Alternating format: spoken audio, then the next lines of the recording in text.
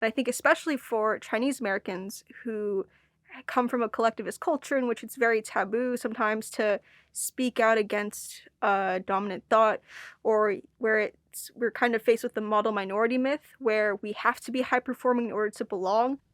It's really, I didn't have the language that I have now to be able to understand the feelings I was having, the resentment I was feeling, and therapy was super, super helpful to be able to really put a label on what I was feeling and to articulate the complex mess of emotions that I was feeling then and even now. I mean, I had a therapist appointment this morning and it went great. So I think therapy is so beneficial to really just make you feel like you're not alone, I think. I think when you experience these things in your head, you're like, no one else has ever felt this way. No one else could ever possibly relate. But then when your therapist tells you that it's actually very common, it's just called imposter syndrome or it's called whatever else, it helps you make you feel like you're not alone. It helps you learn ways to cope with it. And it gives you a space to process your emotions in a way that's just not possible with anyone else.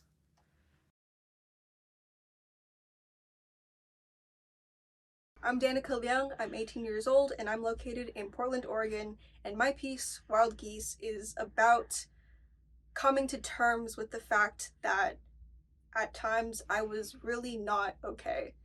From my background, there's a lot of pressure culturally, socially, to perform at a extreme level, to be extracurricularly, academically, socially excellent in a way that's just not sustainable, and coming to terms with the fact that I was suffering from mental illness, that I was suffering from these social pressures, was something that took a long time for me to accept, and even longer to understand that I wanted to seek help out for that.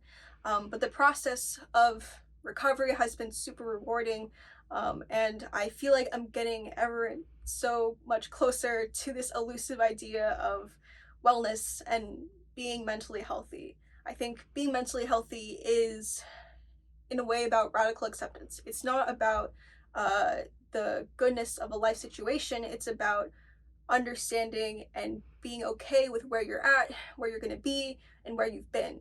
And it's about being able to feel the full spectrum of emotions while knowing that you have the coping mechanisms to get through any of them, to be able to enjoy the good moments and mourn the bad ones, and to know that a better future is on the horizon.